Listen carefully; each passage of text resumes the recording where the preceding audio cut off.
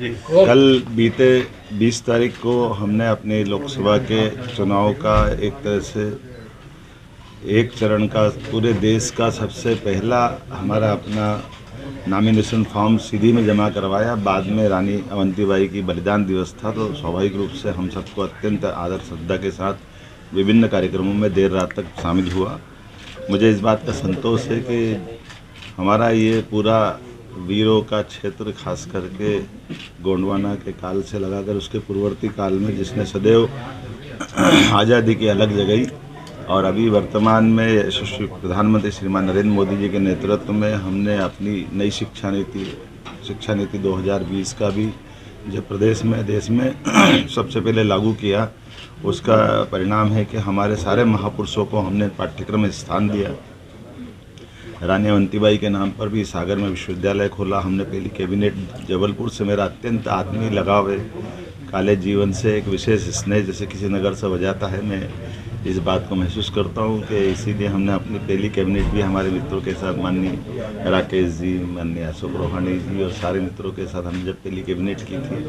और हमने रानी दुर्गावती, रानी अवंतीबाई को स्मरण किया था। आने वाले समय में जबलपुर और पूरा प्रदेश, खास करके ऐसे शहर जिनके विकास की बहुत बड़ी संभावना है,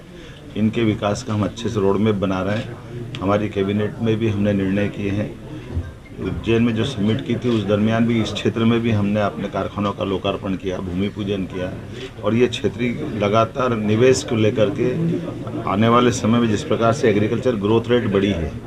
हम दो तरह से आगे बढ़ रहे हैं कि जिसमें कृषि आधारित फूड पार्क और बाकी चीज़ें, फूड इंडस्ट्रियाँ लगे, रेडीमेड गारमेंट्स की भी बड़ी संभावना है, और उसके अलावा कौन कौन से क्षेत्र जिसमें विकास की संभावना होगी, इसमें बड़े पैमाने पर जहाँ ये खदान आधारित उद्योग भी है, जिसमें माइनिंग के लेकर के बड़े अच्छे चक भी यहाँ उपलब्ध है। उम्मीद कर रहा हूँ कि पूरे प्रदेश में ये जो 100 दिन की हमारी सरकार, जिसने कई सारी उपलब्धियाँ हासिल की थी, जिनके बलबूते पर हमने अपनी संतोष मन से तो पूरा नहीं हुआ, लेकिन ये मान के चलो कि जितना बड़ा काम किया है, जितना बड़ा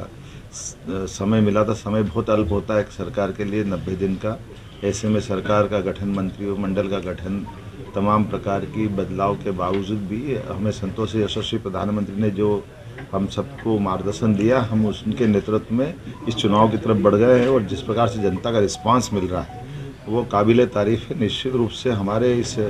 माननीय मोदी जी का जो लहर चल रही है, यही हालत है कि कांग्रेस को प्रत्याशी भी नहीं मिल पा रहे। आज की स्थिति में जब हमने सारे प्रत्याशी लगभग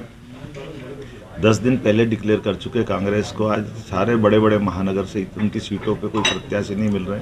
जनता का रिस्पांस भाजपा के साथ है, माननीय मोदी जी के साथ है, और मोदी जी के नेतृत्व में भाजपा फिर एक प्रचंड बहुमत की जीत की तरफ बढ़ रही है। और ये जो हमारा टारगेट था 2014 में हम 27 जीते, 2019 में 28 जीते, और अब क्लीन स्वीप करने वाले हैं। और जो अब की बार 400 पार माननीय मोदी जी का जो नारा है, निश्चित रूप से हम उस दिशा में आगे बढ़ रहे हैं। मेरी अपनी ओर से